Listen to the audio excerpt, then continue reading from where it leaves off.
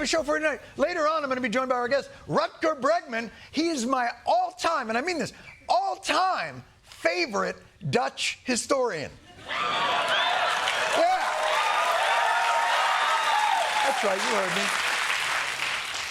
Suck on that, Herman van der Donk, who is another Dutch historian that we looked up backstage. But first, and I'm so glad you're with us today, let's talk about our beloved president.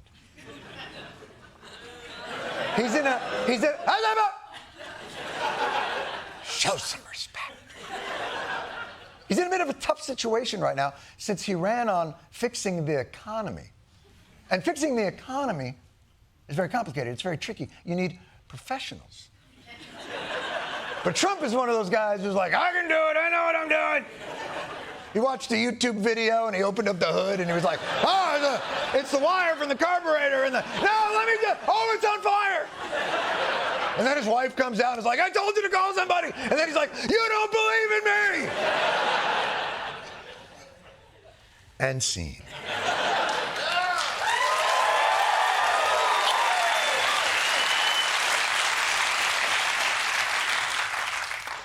Now you see why I'm not in many movies. The point being, yesterday, Trump sat down for an interview with NBC's Meet the Press host, Kristen Welker, and the challenge was clear. The president had to find a way to persuasively take credit for the remaining good parts of the economy while subtly assigning blame to Joe Biden for the bad on fire parts. Let's see how Trump threaded this rhetorical needle. I think the good parts are the Trump economy and the bad parts are the Biden economy.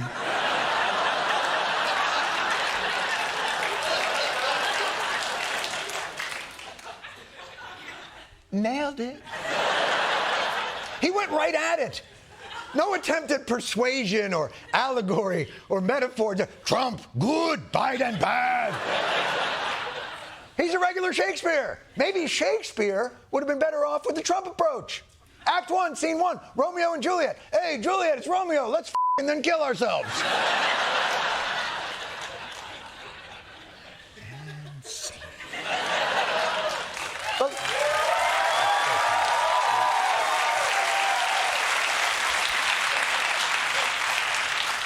I want to thank my family. Look, I'm trying very hard in this new Trump flood the zone media ecosystem strategy to not get too high or low, to not take the bait, to find things in my life that give me pleasure or peace. For instance, a quick story. I have a niece, 11 years old, loves dolls. I was going to get her 20 or 30 of them for her birthday, just to see the joy of a child. You can't put a price tag on that. It gives me great solace. Anyway, like I said, I'm not trying to take these interviews personally. I don't think a beautiful baby girl that's 11 years old needs to have 30 dolls.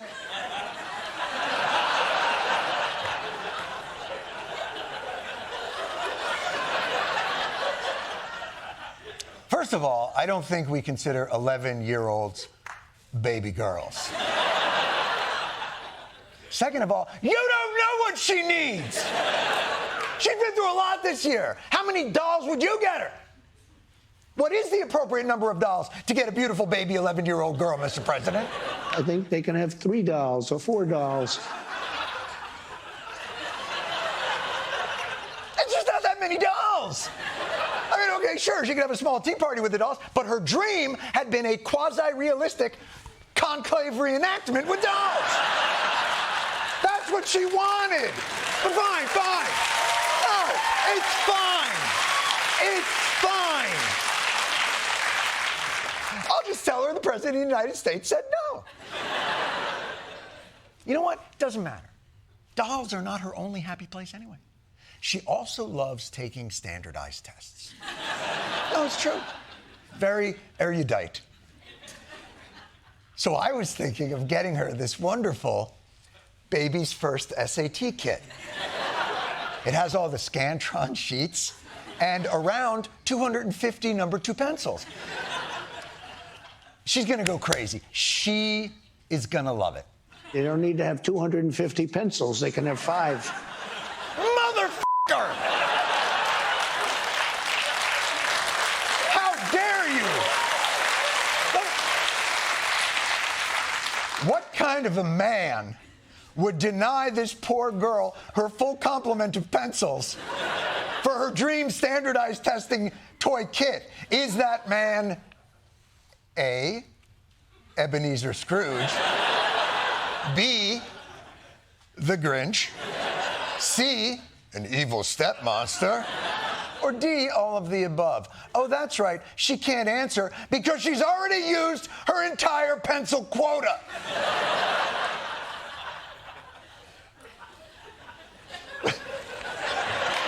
But I have to say, like, when Trump is talking about what people should do and gets like dolls and pencils, Trump has such a Depression-era view of what kids play with in 2025. Kids don't need 20 sets of those hoops you hit with a stick as you go down the street. Just one hoop is Jim Dandy. But look, to be fair to Donald Trump, his austerity pitch to the American people is in line with the modest way in which Trump conducts his life. Trump has a monastic view of simple living that says, hey, what if Saddam Hussein's palace had a view of Central Park? We're standing in my apartment at Trump Tower. Some people consider it to be the greatest apartment in the world. And some people think it's what would look like inside Marie Antoinette's vagina.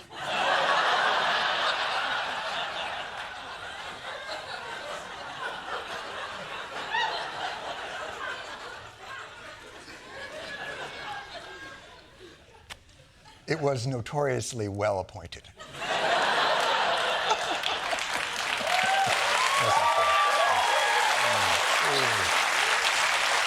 Look, I do want to hand it to Trump. If you notice, a very sparing use of pencils and dolls. He does walk the walk. But look, here's the truth. If a Democrat had even hinted at toy rationing for American children, we'd have a full week of Fox special reports on the sobbing children of socialist America and a boom in gun-toting patriots going, you can have my G.I. Joe when you pry it from a kung fu grip. But at least we're finally getting to address, in a substantive manner, Trump's chaotic stewardship of what was the world's most stable economy, and how Americans are going to have to sacrifice financially and tamp down their consumerist impulse. And that is what has driven so much of our economy, and I guess our waste. And I'm sure the president will use this interview with Welker to cheerlead the effort to a more financially responsible future for all of us. We're going to have a big, beautiful parade. A military parade? Yeah, sure. Okay. We're going to celebrate our military. We have the greatest military in the world. What's the price tag? Do you know? People, peanuts compared to the value of doing it. We can't afford not to do it. Why don't you believe in me? If you hadn't spent so much on dolls and pencils, we wouldn't even be talking about this. And see. But this is the brilliance of Trump. In the same interview where he says to Americans, sorry about your Christmas, suck it up, he talks about a $90 million parade that just so happens to fall on his birthday and is totally worth it. We have the greatest missiles in the world. We have the greatest submarines in the world. We have the greatest army tanks in the world. We have the greatest weapons in the world. And we're going to celebrate it. I don't know, Mr. President, if you know how submarines work.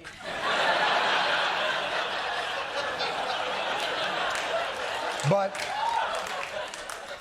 dragging them down Pennsylvania Avenue will most likely void the warranty. But this is why it's so hard to pin Trump down on everything. Because to get to substantive policy questions, you have to face down the fire hose of his nonsense and bullshit that moves you off track. His frenetic nature that means we all end up suffering from a kind of secondhand ADHD, a viral cloud of his unfocused weaving that gives all of us brain fog. Well, no more.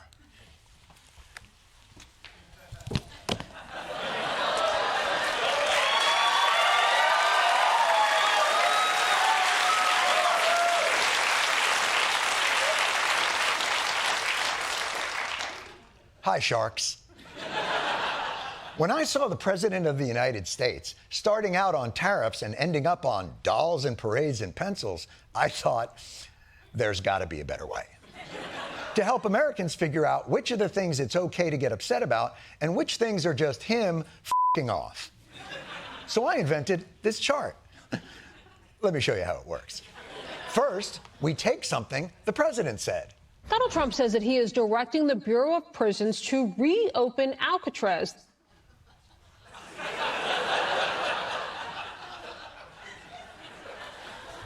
And then we figure out, is that okay? Sure. It's okay. It's the kind of thing that's okay to just let go. It's just a stupid thing to keep us occupied, to lose focus on his actual policies. It's okay not to take the bait, to not get sucked into. But why would you want to reopen Alcatraz? What the is that? Why would you want to do that? The president says he wants to use the island to, quote, house America's most ruthless and violent offenders. In this notorious federal prison, it closed in 1963 because it was too expensive to run and repair. It's now been a museum. What, did Trump think we're low on prisons? What do you... Although I guess any opportunity for Trump to open a prison and simultaneously close a museum is too good to pass up. But it'll take hundreds of millions of dollars, or I don't know how many dolls and pencils, but it's a lot. Does Doge know about this? Does Alcatraz? Alcatraz officials did not immediately respond to a request for comment. Because they run a museum. They're a museum. They're not. That's what they're not like tough talking wardens. They're docents with art history degrees. The only person working there is busy fixing those machines that flatten pennies. That's the only person that works there.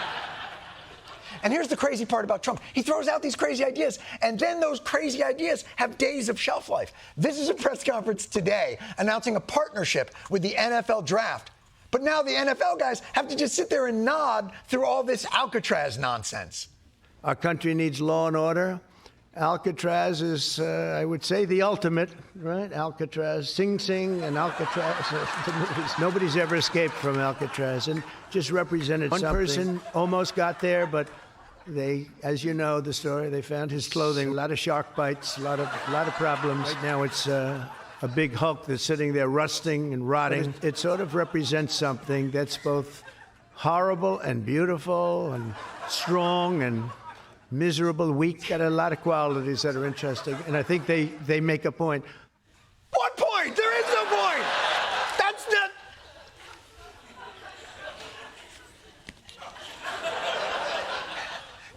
It's fine. I'm sorry. The chart was supposed to prevent this kind of over-emotional digression. This one's on me. I am not leading a chart-based life right now. I apologize. I can do better. Let's go again. And judge whether or not this is an important pronouncement or a brain-fogging digression. President Trump shared an AI-generated image of himself depicted as the Pope on social media yesterday.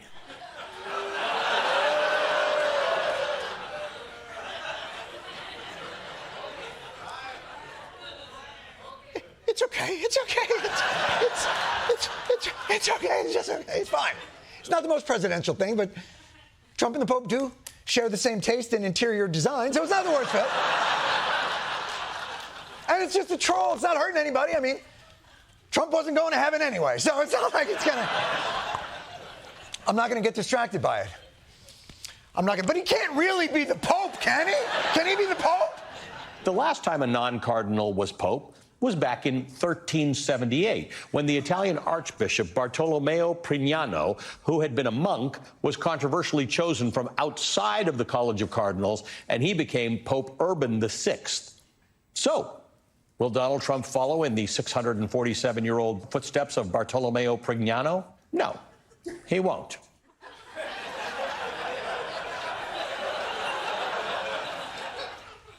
You see what you're doing to people, Trump?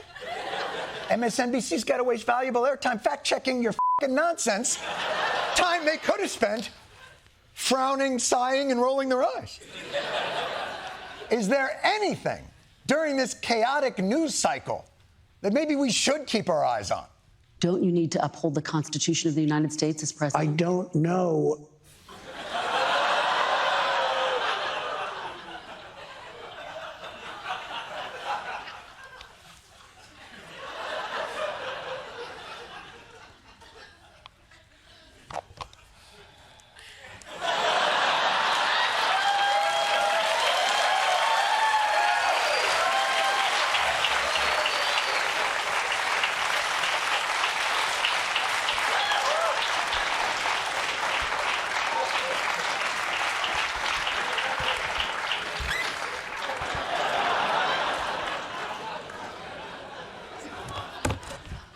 Holy shit, that's not okay. But by the way, I don't know. That wasn't a gotcha question. Should the president uphold the Constitution? On Millionaire, that'd be the warm-up question, like, what color is an orange, or name a planet with people on it. I mean, if you can't answer that the president's supposed to uphold the Constitution, I'm pretty sure they wouldn't even let you become a citizen. And before you might say, well, but they never told me I was supposed to. Let me refer you back to a cold day in January. Preserve, protect, and defend. Preserve, protect, and defend. The Constitution of the United States. The Constitution of the United States. Were you even awake? Preserve, protect, and defend, i.e. uphold. It's not optional. It is not an opportunity for you to lawyer shop loopholes to our nation's founding document. You took an oath in front of God and those who are fighting against God. But the important thing is this. Here's the problem. The volatility of nonsense, from consequential to truly disorienting, is unfathomable. While we're chasing Pope and Alcatraz stories, the Trump administration has gutted funding for America's food banks. They've hollowed out the FAA to the point where Newark Airport is basically inoperable and not in its usual way. And then there's this. Health and Human Services Secretary RFK Jr. laid off nearly all workers at the National Institute of Occupational Safety and Health. The program offers monitoring and treatment for first responders and survivors diagnosed with 9/11 related health conditions. I agree. Do you know how bad you have to be to make the lives of sick 9/11 responders worse? The Trump administration is now number 2 on the 9/11 evil power rankings. Al-Qaeda's still number 1, but you're closing the gap. And trust me, there is nothing that you can do to distract me from making sure that those folks are going to get what they've earned from the government. The White House posting this AI image of a buff Jedi Trump to mark Star Wars Day on May 4th while touting his immigration crackdown. Here's the thing. I know I'm not supposed to get distracted, but he's not a Jedi in that picture. Do you understand? Trump is presenting himself as a Jedi, but his lightsaber is red. And the only way you can have a red lightsaber is by infusing its kyber crystal with the power of your rage and hate, thereby corrupting it into a vessel for the dark side. Therefore, every one of those photos that Trump is putting out there, he is admitting he's not a Jedi, but in fact, a Sith Lord. And there are always 2. So the question is this. Who is he working with? And why do I know all this? Well, I happen to have an extensive collection of Star Wars action figures, 30 to 37 of them, actually. Some call them dolls.